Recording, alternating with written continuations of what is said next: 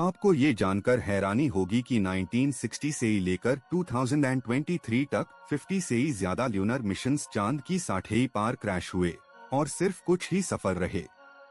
तापमान -173 से 127 degree Celsius तक बदलता है। सेंसर्स अक्सर अपने लिमिट से ही बाहर चले जाते हैं, इससे लैंडिंग सिस्टम अपना सही बैलेंस खो देता है।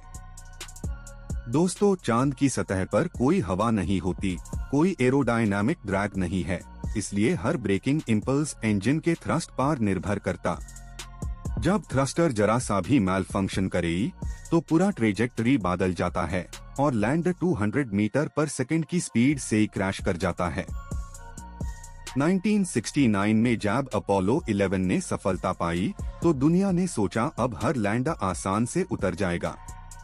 पर ISS एरा तक आने वाली अनेक अटेम्प्ट जैसे 2019 का Vikram lander gravity computation error और अल्टीमीटर ग्लिच से ही सिर्फ कुछ सेकंड्स पहले लिंक खो बैठते हैं।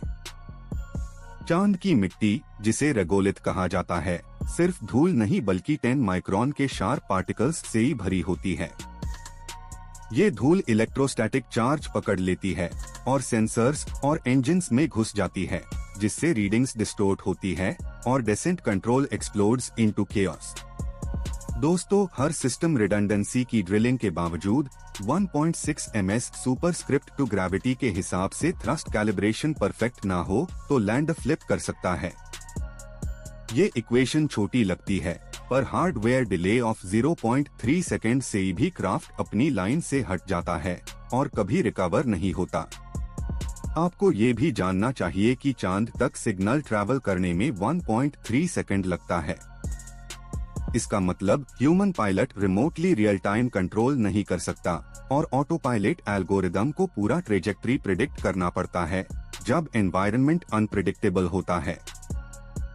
2019 में विक्रम लैंड ने लास्ट 2.1 किलोमीटर पार अपनी वर्टिकल वेलोसिटी करेक्ट नहीं की और 500 मीटर के अंदर हाई फ्लिप कर गया। टेलीमेट्री ने दिखाया कि इनर्शियल सेंसर्स 600 मिलीसेकंड्स से डिले होने लगे और सॉफ्टवेयर ने इसे नॉर्मल ड्रिफ्ट समझकर करेक्शन बैंड कर दिया।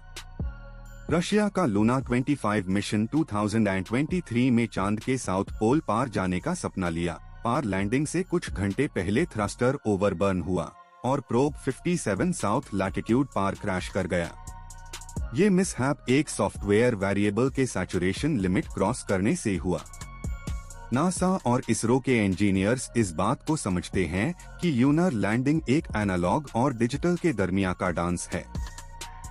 सेंसर्स, जायरो और रडार अल्टीमीटर डेटा मर्ज करते ही है, पर अगर ग्राउंड टोपोलॉजी अनप्रेडिक्टेबल हो तो एल्गोरिदम कंफ्यूज्ड हो जाता है और लैंडर घूम जाता है।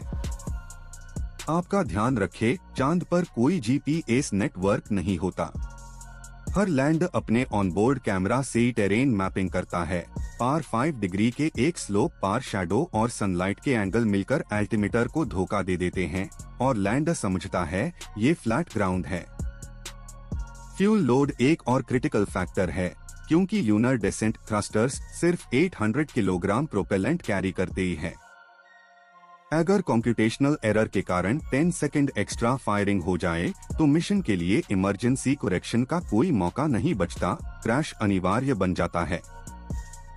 चांद पर तापमान रात में -173 तक पहुंचता है।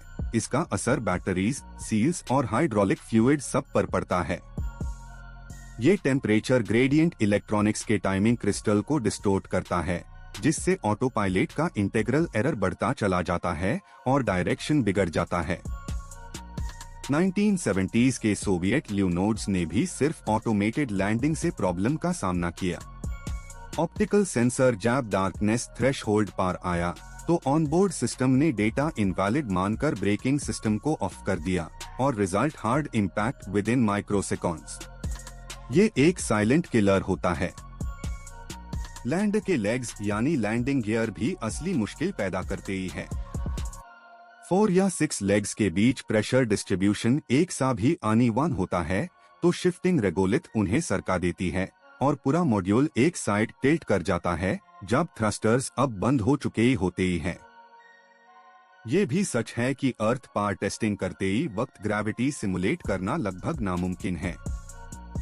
चांद की 16 ग्रेविटी को रिप्लिकेट करने के लिए वैक्यूम और टेदर सिस्टम यूज होता है, पर हार्डवेयर डायनामिक्स वहाँ अलग बिहेव करते ही है, इसीलिए प्रोटोटाइप प्रेडिक्टेबल नहीं होता।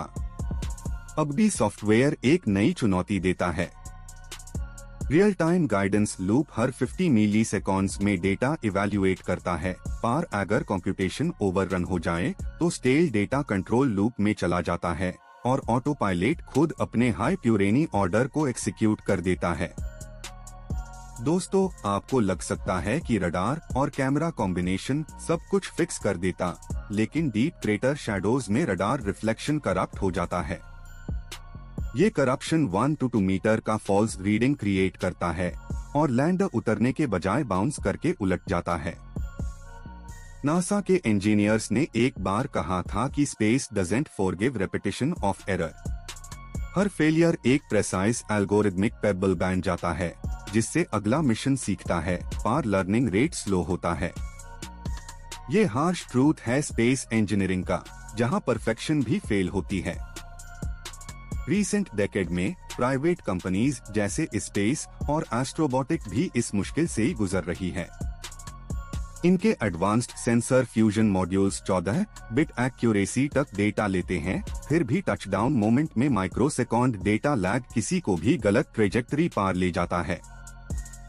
चांद पार फेल ह्यू मिशंस हमें ये सिखाते हैं कि सक्सेस सिर्फ हार्डवेयर या एल्गोरिदम से नहीं बनती, बल्कि टाइमिंग और अनप्रेडिक्टेबिलिटी के परफेक्ट सिंक से।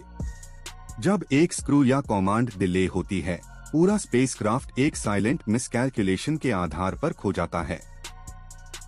फिर भी हर क्रैश एक नई उम्मीद देता है, क्योंकि डेटा टेलीमेट्री के जरिए हर फ्रेम एक क्लासरूम बन जाता है। इंजीनियर्स उन्हीं नंबर्स को डिकोड करके अगले मिशन को जिंदा करते ही है और चांद पर फिर से एक नई कहानी लिखने की कोशिश जारी रखते हैं। आप सोच कर देखिए, हर फेलियर के पीछे नैनोसेकंड्स और कैलकुलेशन के डेसिमल्स की कहानी होती है। जब तक ये सिमेट्री परफेक्ट नहीं होती, लैंडर्स फेल होते रहेंगे और इंसान अपने सपनों के साथ चांद की मिट्टी पर गिरता रहेगा, सीखता हुई, आगे बढ़ता हुई।